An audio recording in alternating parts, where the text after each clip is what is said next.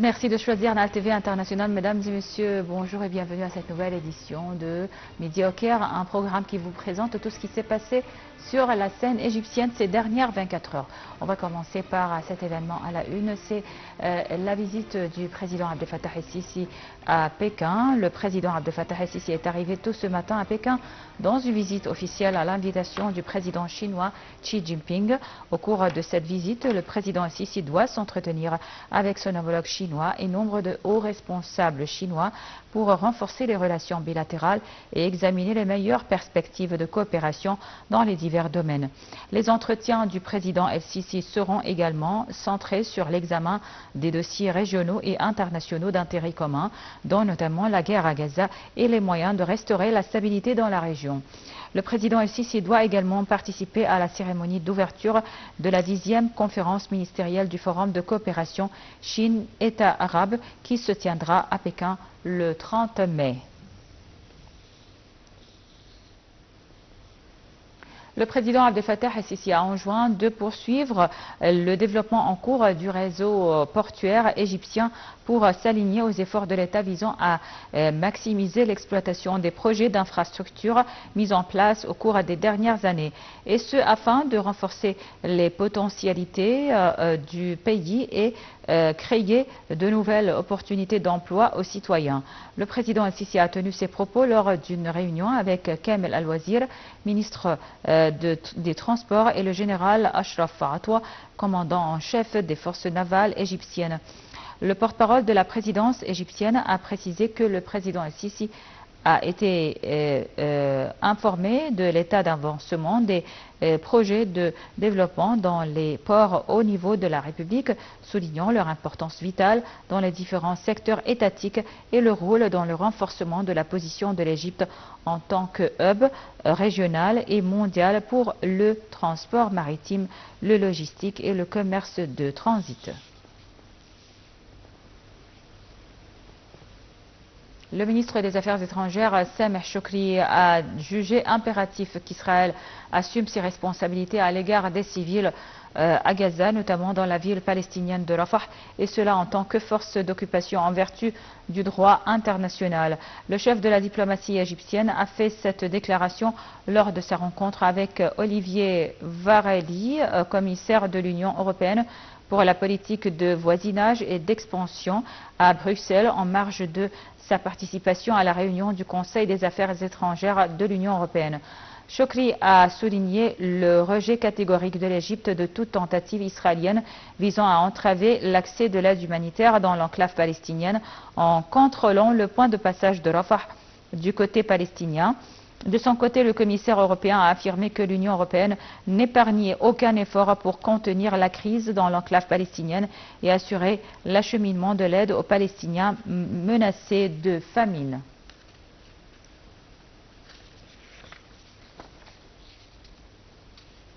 Dans la bande de Gaza, le ministère de la Santé a annoncé que le bilan des frappes israéliennes qui avaient visé dimanche soir des camps de déplacés à Rafah avait atteint plus de 45 morts. Plus de détails sur la situation dans la bande de Gaza dans ce commentaire signé Marwa Arafa et Mounal Deli. Le ministère de la Santé à Gaza a annoncé un nouveau bilan de plus de 45 morts dans les frappes israéliennes qui avaient visé dimanche soir des camps de déplacés à Rafah. Après la frappe, la défense civile palestinienne a fait état de nombreux corps carbonisés dans un incendie qui a ravagé le camp de déplacés de Barkassat, géré par l'agence de l'ONU pour les réfugiés palestiniens, l'UNRWA, dans le nord-ouest de Rafah. Le président et la présidence palestinienne ont déclaré que cet atroce massacre perpétré par les forces d'occupation israéliennes était un défi à toutes les résolutions internationales. L'armée israélienne, pour sa part, dit avoir mené une frappe aérienne ciblant 2 hauts responsables du Hamas tard dimanche et qu'elle enquêtait sur les informations faisant état de civils tués dans un incendie. Selon elle, la frappe est intervenue quelques heures après le tir de 8 roquettes sur Tel Aviv depuis Rafah pour la première fois en plusieurs mois. L'armée israélienne disant en avoir intercepté un certain nombre. La branche armée de Hamas a dit avoir tiré un important barrage de roquettes en réponse au massacre sioniste contre les civils. L'armée israélienne multiplie depuis le 7 mai les opérations pour détruire les derniers bataillons du Hamas à Rafah. Les combats se sont poursuivis durant le week-end malgré une décision vendredi de la Cour internationale de justice ordonnant à Israël de suspendre ses opérations dans ce secteur essentiel à l'entrée de l'aide humanitaire. Des frappes dans d'autres zones de Rafah ont également été signalées ce dimanche en fin de journée. L'hôpital koweïtien a dit avoir reçu les cœurs de 3 personnes, dont celui d'une femme enceinte.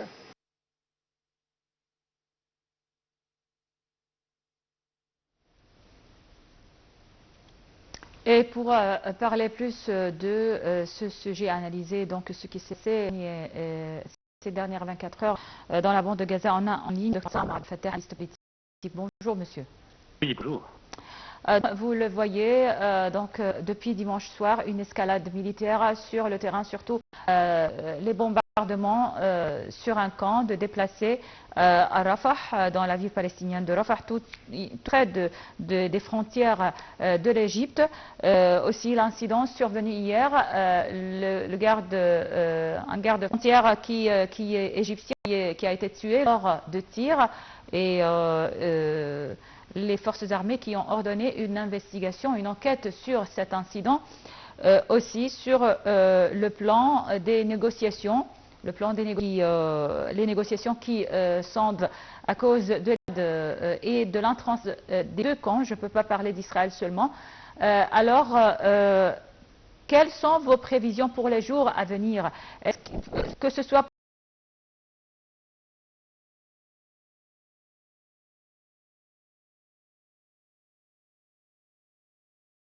pour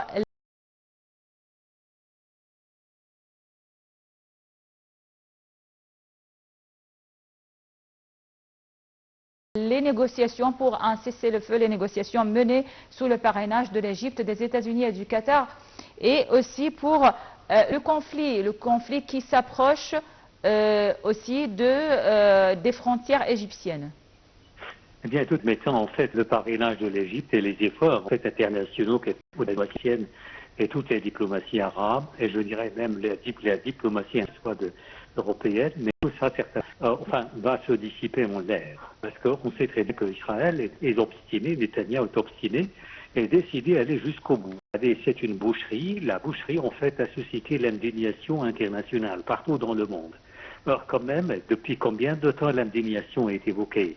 Depuis très longtemps, et pourtant, même Netanyahou lui-même, et lui, il a indiqué en fait que ce qui s'est passé hier, c'est une scène dramatique, un incident dramatique, mais ce que peuvent dire justement les institutions internationales actuelles, c'est d'ouvrir une enquête. Et puis après, Israël va dire que ce sont des erreurs, et puis elle présente ses excuses. Voilà, on sait très bien que le scénario qui se répète depuis trop longtemps. Donc, il ne faut pas s'attendre en fait à une solution décisive, mais actuellement, les pays européens qui sont indignés, certainement, à part les 3 pays qui ont décidé de reconnaître l'État de Palestine, oui. Absolument. Même, c'est avec les pays européens, et ce qui est vraiment très honteux, c'est que ici, la France, l'Angleterre, les États-Unis, ils refusent jusqu'à maintenant de reconnaître l'État de Palestine, qui ne cesse de chanter, de demander ici la solution à 2 États.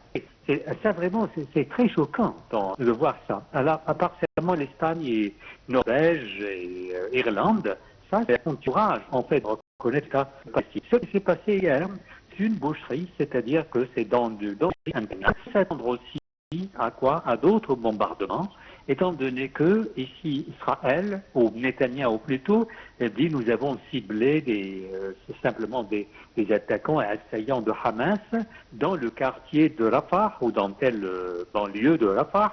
Ici, quelle était la réponse des États-Unis? La réponse des États-Unis, eh bien, vous avez le droit de poursuivre Hamas, mais il faut prendre les précautions pour éviter les de civils. cibler les civils. Voilà.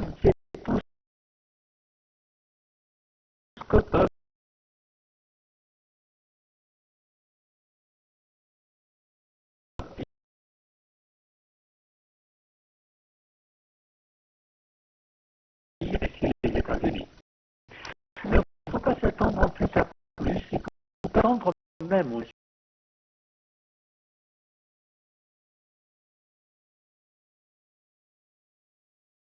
Nations Unies, auprès des Nations Unies, d'une solution. Seulement parce que le même scénario ici s'enchaîne, se relaie, on ouvre une enquête, Conseil de sécurité, on voit ici l'opposition de veto, et puis se termine avec le temps, le silence règne. Alors, c'est ça la situation actuelle. Il faut se méfier complètement justement des Nations Unies. Il faut vendre le siège des Nations Unies et le louer meublé, à mon avis. Ça n'aboutit à rien.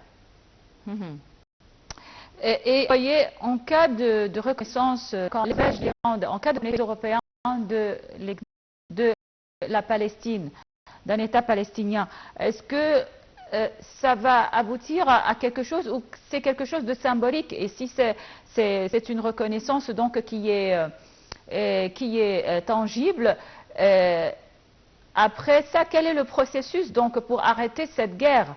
Ça va prendre très longtemps, cette voie diplomatique, comme vous le savez. Écoutez, sur le plan statique, en fait, on ne peut pas s'attendre à quelque chose de positif. Or, sur le plan dynamique, là, vraiment, on commence à constater, c'est-à-dire que sur le plan, parmi le public, généralement, et puis les jeunes générations, parce qu'on voit aussi des manifestations partout en Europe, même en France. Les générations, quand même, se sont rendues compte, les jeunes, surtout, les jeunes générations se rendent compte actuellement que, voilà, ce que c'est Israël, un pays, c'est Palestine qui est occupé. C'est un occupant. Les générations, il faut miser sur les jeunes générations, fustiger la position d'Israël, fustiger leur gouvernement. C'est pas vrai. On peut même, enfin, les Juifs, généralement, tiennent les rouages. Et c'est vraiment ce qui est désolant de voir des figures, en fait, parmi les intellectuels comme Elisabeth. Elle fustige les Palestiniens, elle attaque les Palestiniens, elle dit voilà, c'est un acte terroriste, mais c'est une résistance, quel que soit vraiment. Je sais que ça, c'est pourquoi ils ont choisi en fait de simplement de maintenir le statu quo de cet État, un pays occupé par l'Israël. Tout le monde sait, l'histoire en fait ne peut pas mentir. Voilà. Et pourtant, simplement, c'est une question d'intérêt. Et les figures, en fait, c'est-à-dire du pouvoir, et vraiment, c'est désolant pour voir aussi la France. La France, qui est le pays des droits de l'homme et tout ça, et c'est-à-dire son chef et aussi le gouvernement, elle, en fait, s'abstient de reconnaître l'État de Palestine. C'est une honte. C'est une honte, vraiment. Oui, bien sûr. Alors, docteur Essam Abdel Fattah, analyste politique, merci beaucoup pour votre intervention et passez une excellente journée. On continue avec nos nouvelles et l'Égypte qui a condamné dans les termes les plus forts le bombardement israélien délibéré sur des camps de déplacés dans la ville palestinienne de Rafah, faisant plus de 45 tués parmi les déplacés non armés.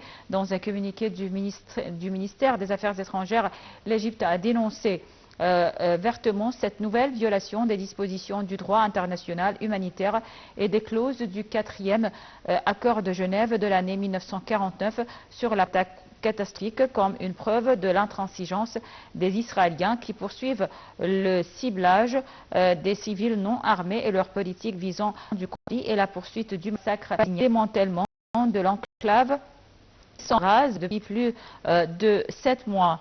Son appel à Israël pour respecter l'égaux en tant que d'occupation et d'appliquer les résolutions de la Cour internationale de justice qui statue un cessez-le-feu immédiat et un arrêt des opérations dans la ville palestinienne de Rafah. L'Égypte a réitéré également son appel de sécurité aux parties prenantes internationales d'assumer leurs responsabilités pour garantir la mise en œuvre d'un cessez-le-feu à Gaza et la fin des opérations à Rafah pour protéger la vie des civils innocents.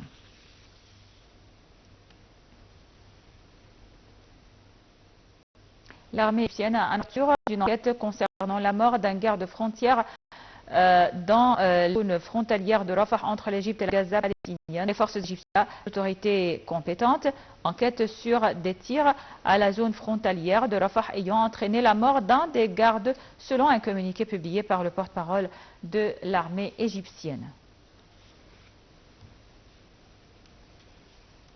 Le secrétaire général de la Ligue arabe, Ahmed Aboulghait, a exprimé ses regrets pour la poursuite des crimes de guerre israéliens contre le peuple palestinien après le bombardement du camp de réfugiés de l'UNRWA dans la ville palestinienne de Rafah.